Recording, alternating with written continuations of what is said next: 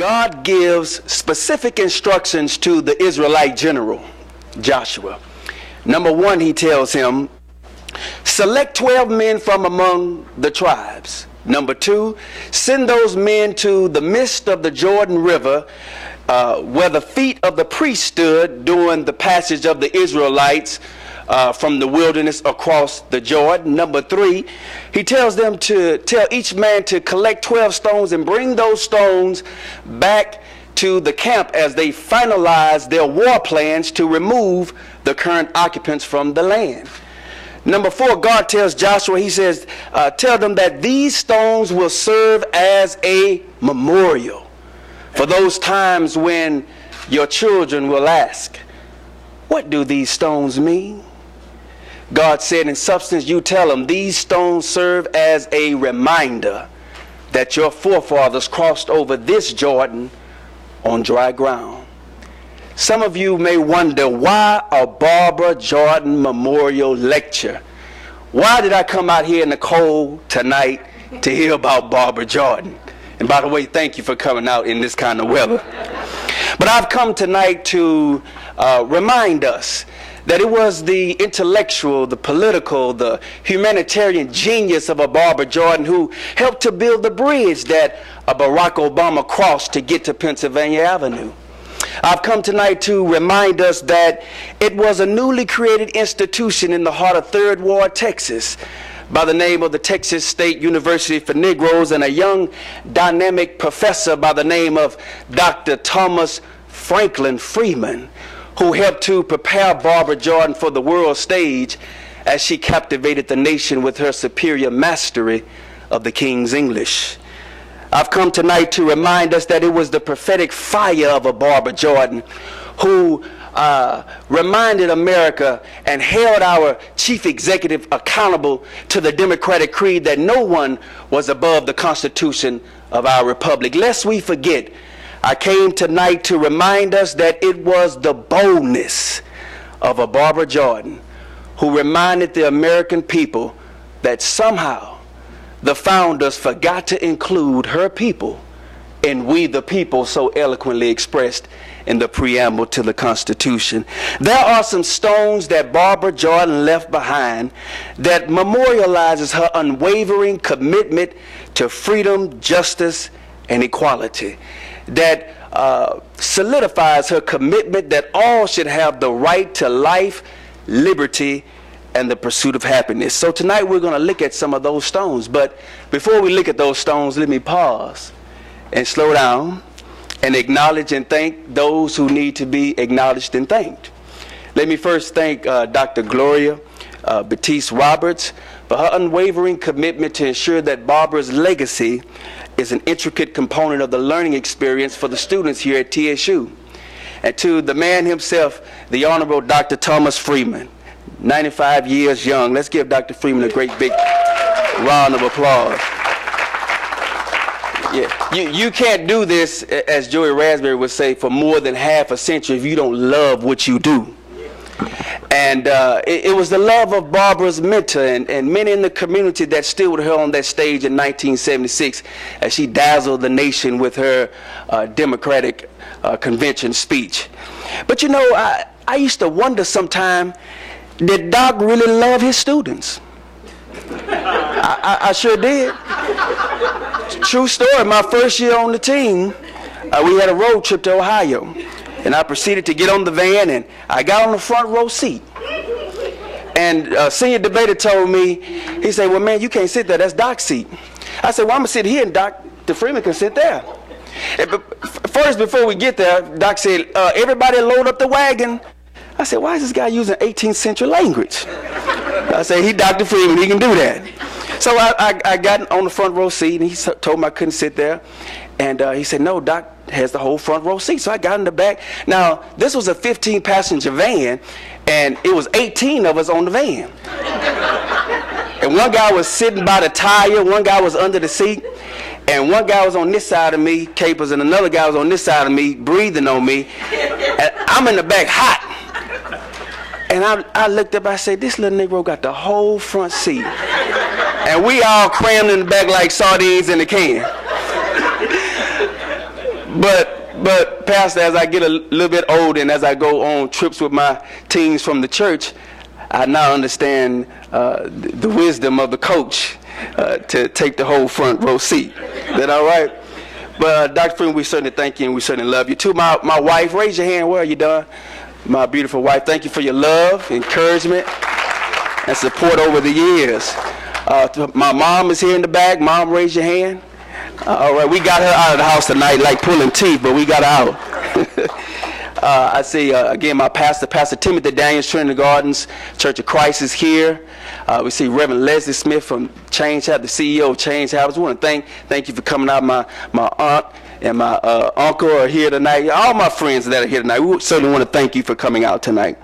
Now that I got the preliminaries out of the way, let's get down to business. Is that all right? All right. A few questions inquiring minds may want to know. Who was Barbara Jordan? Where did she come from? What did she stand for? What principles influenced her policies? What impact did her work have on everyday working people? Now, at the outset, let me be clear that this will not be a boring professor-type lecture. Because this is a college campus. There's no short supply of boring lectures. I'm pretty sure that some of the students got one today. So I want to frame tonight's message as a personal empowerment lecture. You came out here in the cold and rain. You don't need me to give you just dry facts and figures about Barbara Jordan. So tonight is a personal empowerment lecture, and I hope that something that is said will empower you and encourage you to go out and make a difference in your life and in somebody else's life. Is that all right? All right. Well, I'm used to being in church, and I was expecting an amen. Amen. So if I can recreate the environment that I'm used to operating in, is that all right? So y'all give me an amen every now and then, so I don't get nervous. So tonight I want to weave together somewhat of a narrative to extrapolate some of the principles of success taken from the extraordinary life of one of our very own, former TSU debater, TSU graduate, Barbara Jordan. Before we delve into some of the success principles from Barbara's life, let's put the times in which she was born and lived into proper context. Barbara Jordan was born in 1936. And in 1936, the nation was experiencing a very difficult time. A vacillating president by the name of Franklin Delano Roosevelt was grappling with the prospect of national bankruptcy as unscrupulous runaway bankers had essentially robbed the national treasury. Countless children were going to bed hungry at night, didn't know where they were going to get their next meal from. And it seems like history has a way of repeating itself. And so a young financier and banker from Houston, Texas, by the name of Jesse H. Jones, for whom the business school is named here at Texas Southern, he was dispatched to Washington, D.C. to head up the Reconstruction Finance Corporation, which was a New Deal organization that was implemented to get men back to work and to get our economy back on sound footing. That's Jesse Jones right there. Okay. And so after Jesse Jones helped our nation's books get back solvent, America was called into another war. And that war cost billions to fund and cost hundreds of thousands of lives lost. After the war, just a year later, a young mail carrier by the name of Heman Marion Sweat sued the University of Texas, sued the state of Texas, and even sued the president of the university at that time, Theophilus Painter. In coordination with the NAACP, Charlie Hamilton Houston, Thurgood Marshall, they teamed up with a brilliant legal strategy to sue the state based on the separate but equal doctrine, which essentially said that if you don't want us in your university, which our taxpayer dollars support, then you're going to have to create and give us the resources to create our own university. That was the law. And so the brilliant legal strategy of Charlie Hamilton Houston and Thurgood Marshall, they used their own just law against them and used it to our advantage. And as a result, the Texas legislature appropriated $2 million to create a new institution called the Texas State University for Negroes, later named Texas Southern University. You ought to clap your hands for that. Now, I'm sure that Chief Justice Roger Taney and Judge John Ferguson turned over in their shallow graves. These were the judges who provided the legal basis for the deplorable Dred Scott decision and the deplorable Plessy versus Ferguson decision. And I'm sure they rolled over in their shallow grave when they discovered that their unjust legal reasoning led to the creation of a premier institution called Texas Southern University. And to further pour salt into their sick wounds of hatred, not only did their sick legal reasoning lead to the creation of this great institution, but it produced some of the greatest legal minds, one of which we are talking about tonight, Barbara Jordan, who worked tirelessly to tear down all institutional racism. So some of you may be wondering, what was the source of Barbara's success? Now, before Barbara rises to national prominence, the nation experiences a decade of bloodshed in the 60s. The Montgomery bus boycotts, the riots in major cities, Bloody Sunday, a multitude of untimely assassinations, Kennedy, Malcolm, Medgar, Martin. It was within this historical context that Barbara rises to national eminence. But to dig a little bit deeper, what was the source of Barbara's success? Now, number one, we know that her faith was the anchor and the center of gravity for all other successes in her life. Her parents, Ben and Arlene Jordan, raised her in the admonition of the Lord right there at Good Hope Missionary Baptist Church. Any Good Hope members here tonight? No, not tonight? Okay. So we know that her faith was the center and the anchor that led to all other successes in her life. So tonight, right quickly, I know I see French's on Willie Caper's face, Popeye's on my wife's face. So let me hurry up. So I'm going to give you a few stones tonight. A few stones. There are 4 stones or principles that Barbara lived by, and she adhered to, that essentially memorialized her legacy for succeeding generations. The stone of purpose, perseverance, principled leadership, and power within the context of public service. So we're going to look at those stones. I may throw an extra one in there. Now, Dr. Miles Monroe, the late Dr. Miles Monroe, said that you should live so well that you won't need a tombstone. You should live so well that you won't need a tombstone. Now, Barbara Jordan is buried on top of the highest hill in the Texas State Cemetery, in close proximity to Stephen F. Austin, governors and senators. But we don't need to know where she's buried to know about the great work that she did, because she left behind a great legacy for us to study. Now, the first stone that she left behind was the stone of purpose. Now, for each stone that I give you, I'm going to give you a success principle that undergirds that stone. Now, let me say this. There's no tombstone grand enough. There's no tombstone grand enough to capture the fullness of Barbara's posterity. And so tonight, let's look at some of the stones that she left behind. Stone number 1. What was the source of Barbara's success? We talked about that. Okay, stone number 1, the stone of purpose. The success principle is this: discovering your personal purpose empowers you to define yourself while fully expressing your higher self. Finding personal purpose empowers you to define yourself while fully expressing your higher self. Now, in order for you to function at optimum levels, you must first understand that your functionality activates your purpose. Your functionality activates your purpose. What do I mean? You don't have to tell an eagle to fly, because when the eagle is flying, it's functioning in purpose.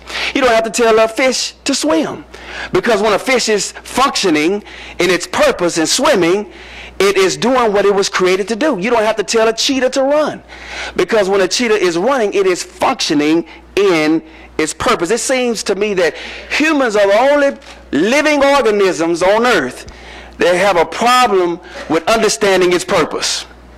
If lower life forms can understand their purpose and operate and function in their purpose without being told, surely you and I as intelligent human beings can find our purpose and function in our purpose. If you're not functioning, you're not walking and living in purpose. All right? Now some people wonder, why Doc has been so effective over the years. Why has he been such an effective debate coach, professor, and pastor? Because he's functioning in his purpose. And when you function in your purpose and love with what you do, it's not work, it's not hard. That's why you don't see an eagle straining to fly. Yeah. He flies because that's what he was created and designed and built and purposed to do. And so you could get more degrees than a thermometer. If you are not functioning in purpose, you'll be just like a fish out of water. You'll be miserable. You'll be ineffective. All right? Okay, now, one thing I wrote about in Public Speaking the Freeman Way, I said that you must know your powerful self. Know thy powerful self. If you don't know who you are, you expose yourself and leave yourself open for others to define you. I'm reminded of a conversation between the chicken and the eagle. Chicken and the eagle was having a conversation. Where the chicken saw the eagle flapping his wings, and the chicken walks over to him and he says, man, don't you know we can't fly? We operate based on the law of gravity. And the law of gravity says what goes up must come down. And the eagle looks back at him and says, well, I'm sorry, Mr. Chicken, but I operate based on the law of aerodynamics, which says what goes up can stay up. And so we have to be careful about who we are listening to, who we are taking advice from. If you're getting your advice from folks at the barbershop and folk, that don't have your best interests at heart, we have to learn and take our advice from eagles. I want to give you a few observations, a few takeaways from that story right quickly.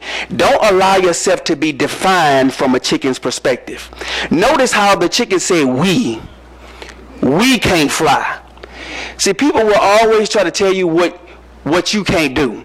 And you need to stop giving your time and attention to people who are trying to limit your potential. Now, Barbara, as a student at Phyllis Wheatley, understood this. Some of her haters tried to talk about her weight, her size, and her color. But Barbara didn't listen to that. She knew who she was. She defined herself. She had a strong sense of personal purpose. And when you don't have a strong sense of personal purpose, everybody will try to tag a definition of who they think you are on you. Okay? So Barbara refused to allow people to define that. She used her gift of public speaking, to express her higher self and to operate and to function in her domain and in her dominion. She expressed dominion because she was operating in purpose. All right? Now, Doc showed me when I was on the team that he was nobody's chicken. Yeah, I like hanging around eagles. That's why one of my mentors, Reverend Leslie Smith, I like hanging around eagles. I like talking to people who are flying and going places. And so when we went on trips, Doc, he would raise this money to take us on trips. And by the way, I got a check for y'all tonight, Doc. My wife and I, I forgot to be. My wife and I, we got a check for you tonight. But Doc would raise money, and the debate association, they had certain things planned for us, and they had their little tour bus. But Doc got his own tour bus. Doc called his own shots because Doc wanted to boss Hutton all around to take all those pictures, and but you couldn't do that if you was on the association bus.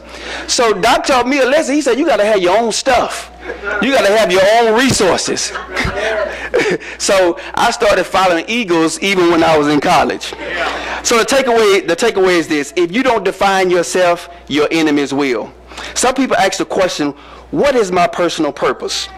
Now, let me say this. The second observation is this, and I'm going to move a little quick here. You can't exercise dominion if you're not in your domain. You can't exercise dominion if you're not in your domain. Now, air, land, and aquatic organisms must function in a certain environment. Your gifts and talents are indications of what environment that God designed and equipped you to function in, right? Okay, so now Barbara's domain was academia and public service. Barbara refused to hang out with chickens. She kept going higher and higher, as we see in the progression of her career, from TSU to Boston University Law School, to creating her own law practice, to becoming a member of the Texas Senate in 1966, to being governor for a day in the state of Texas, to coming back to Texas at UT to training young minds for public service. So Barbara kept progressing and going higher and higher in her career. Barbara functioned at her best and exercised her dominion when she was serving. Public service was her chief domain. The takeaway is this: when you find your domain, you will find your dominion. When you find your domain, you will find your dominion. The second observation is this: chicken and eagles don't cohabitate or hang out. Chicken and eagles don't cohabitate or hang out. I know you're right about that. Now, when I went looking for a wife, I didn't go looking on no chicken farms and looking in no chicken coops. I started looking up for eagles. And I looked up and I saw Sister Eagle, and I said, "Hey, Sister Eagle, let me holler at you for a minute." Trying to get my rap on. And she looked down at me and she said, "Hey there, Brother Eagle, what you doing way down there? Come on up here, Brother Eagle, and I may give you a chance." So I started flapping my wings and I caught up with Sister Eagle. And we've been married for over 5 years now. Let's give Sister Eagle a chance for giving the brother a chance. All right. Okay, so I lost my train of thought there. Okay. The next observation is this: chickens have vision. Chickens have no vision because they will never be able to see beyond the confines of their chicken coop. Chickens have no vision because they will never see beyond the confines of their chicken coop. I don't know why some of us leave our precious airspace that God put us in, come down to chicken farms and start arguing with chickens about your vision. They're not going to understand. So stop telling your vision and arguing with chickens about what you are going to do in your life. All right? Okay. Now, Barbara had a vision for America, and she refused to allow Democrats to put her on a partisan chicken farm.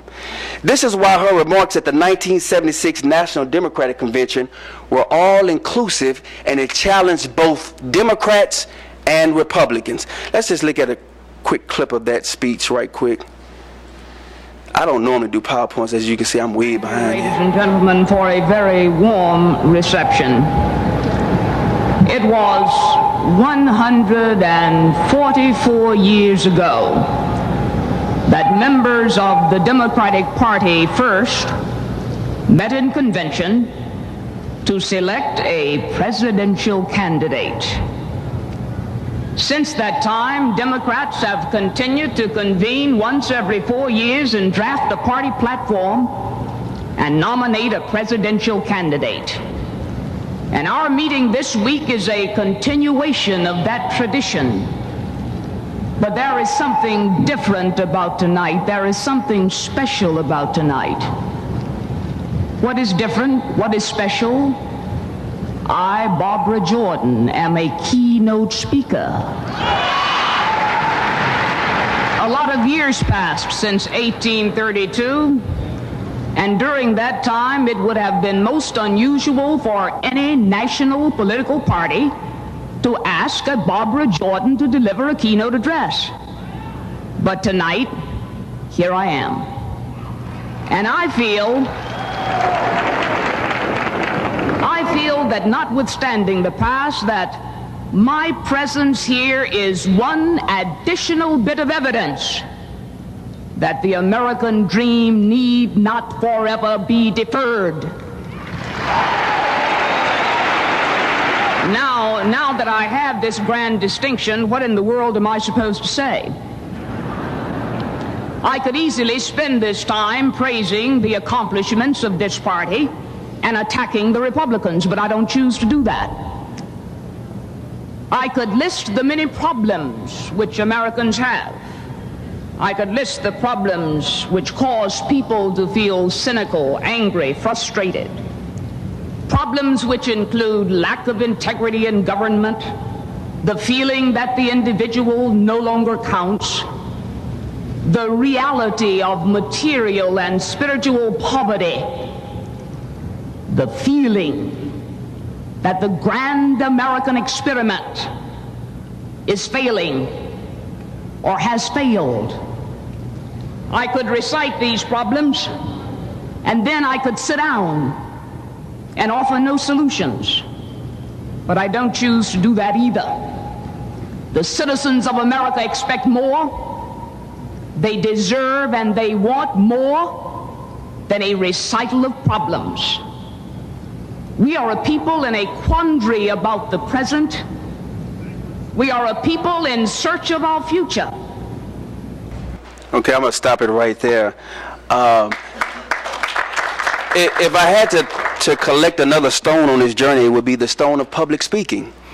If you notice the surgical precision in the way she enunciated her words, the deep commanding baritone voice that communicated effectively her thoughts and her words. Now that voice was refined right here at Texas Southern University under Dr. Thomas Freeman.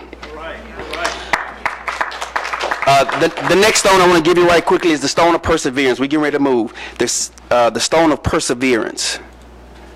The stone of perseverance. And the success principle is this. Your will to persevere should be stronger than your emotional desire to quit. Because Barbara found her personal purpose to serve, she had a burning desire to pursue her goals and never allowed disappointments to deter her from her date with destiny. What if Barbara had given up after her first year of law school when it got tough for her in law school? The world would have never known one of the greatest legal minds of the 20th century. What if Barbara had given up after 2 unsuccessful campaigns running for a Texas House seat? She never would have won on her 3rd attempt a newly created Senate district seat if she would have given up. What if Barbara would have given up after her father died the day after he got a chance to see her become governor for a day? Barbara never would have ascended to the United States Congress to help those who needed a voice in Congress, the poor, the weak, what Jesus called the least of these. Barbara refused to give up even when her body began to fail her with MS and leukemia and chronic infections. Barbara refused to go quietly into the night. She kept a gruesome schedule. She continued to work, teach, and even was on a presidential commission not too long after she died. And so before she died. So Barbara refused to stop. She refused to quit. The takeaway is this: no matter who you are, your faith will be tested. I heard a preacher say, a faith that has not been tested cannot be trusted. And so Barbara taught us that her resilient persistence taught us that your faith will be tested in order to qualify your authenticity. Okay, stone number 3, the stone of principle leadership. We'll put a little meat on the bones, then we're going to close it out. Success principle: lead by principle and not by position. Barbara said that what the American people want is simple. They want an America as good as its promise. Now, during the Nixon hearings, Barbara was adamant that President Nixon get a fair hearing in the Judiciary Committee. She was adamant that he receive due process. But once she found out that Nixon was just as crooked as the letter S and more phony than a $3 bill, Barbara cast a yes vote to impeach the leader of the free world. In the Bork hearings, now President Ronald Reagan nominated a judge by the name of Robert Bork. That was his nominee for the Supreme Court. Barbara opposed that nomination, but she did it based on principle and not politics. Barbara opposed that nomination. She said, when she opposed that nomination, she said this: "My opposition is not a knee-jerk reaction of followership of persons and groups whose views I generally share, Based on Judge Bork's previous rulings and opinions, Barbara Jordan knew the Borkian philosophy was not in sync with the principles of freedom, justice, and equality for all. Judge Bork, he opposed Baker versus Carr, the Baker versus Carr decision, which required Texas to reapportion its elective representation. Barbara made it clear that she would have never been elected to the Texas Senate if Bork was on the Supreme Court or if the Borkian philosophy was in play. Now, Barbara knew that that decision leveled the playing field. I've heard Jesse Jackson say, when the playing field is level, the rules are public, the goalposts are clear, and the referees are fair, we can win.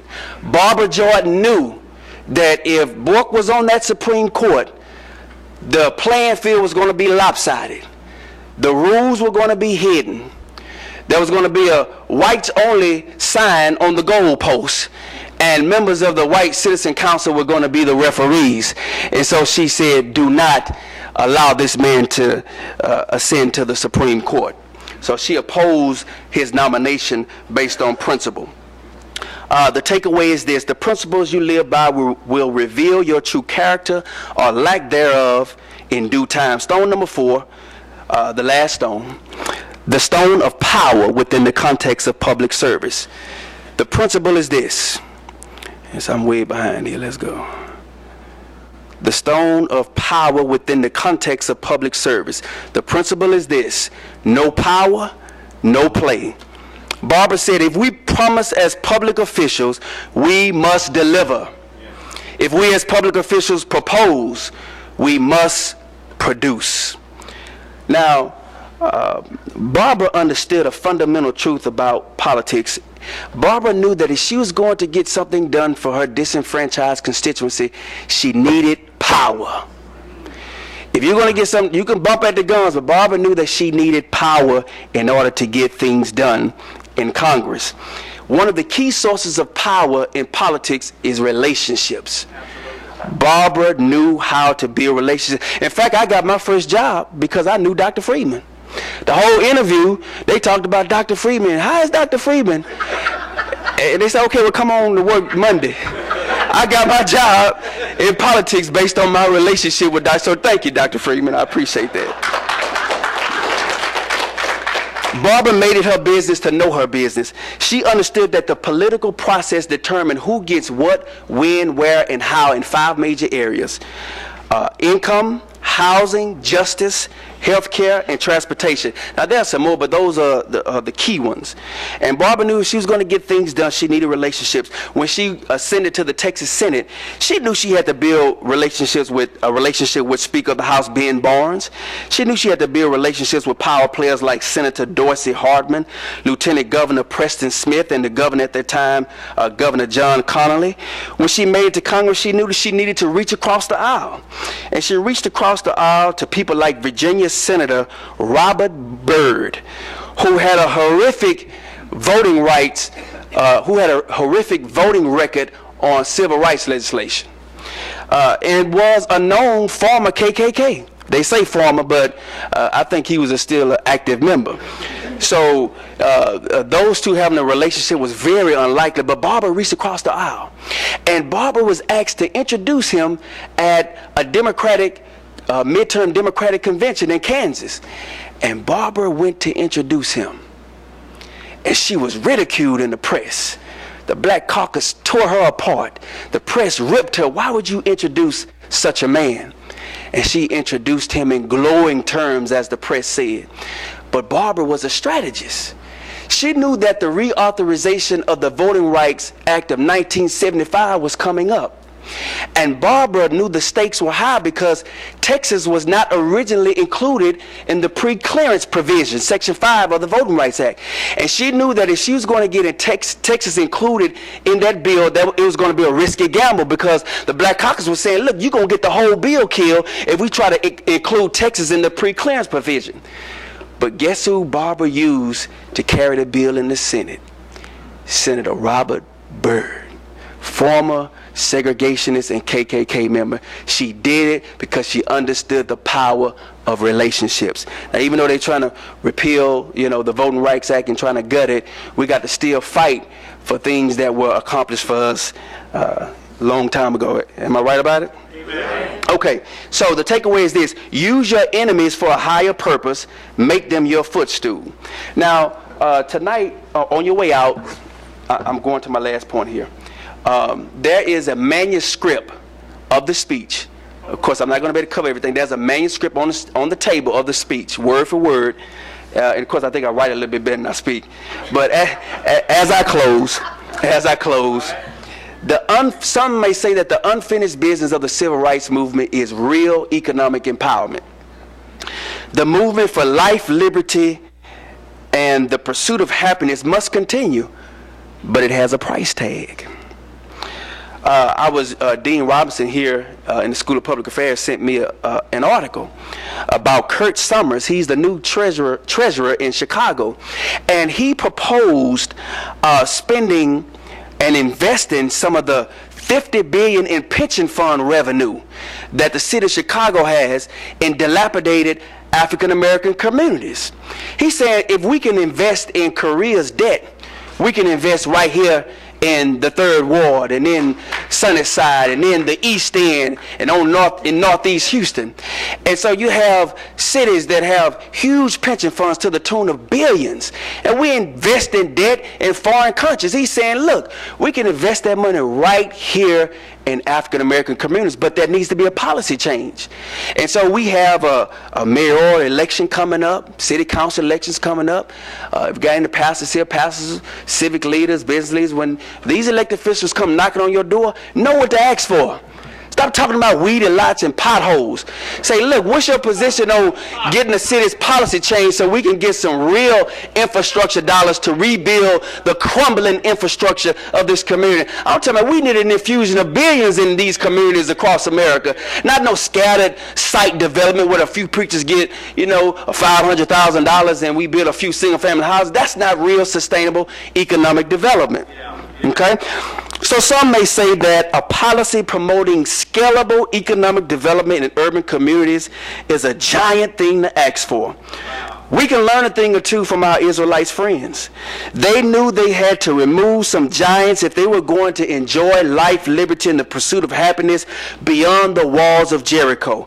History tells us that we can tear down walls and kill giants when we unify our efforts behind a common agenda.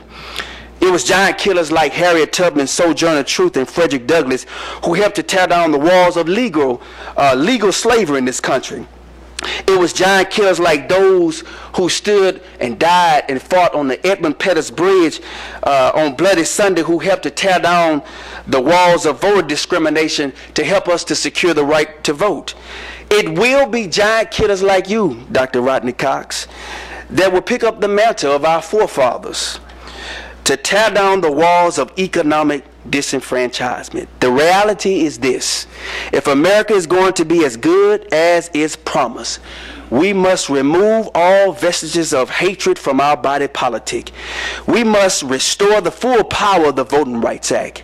If America is going to be as good as its promise, we need to get immigration reform right. If America is going to be as good as its promise, we need substantive reform in our criminal justice system. If America is going to be as good as its promise, no one, and I mean no one, should be deprived of the right to life, liberty, and the pursuit of happiness. Thank you for listening. May God bless you for coming out in this cold tonight.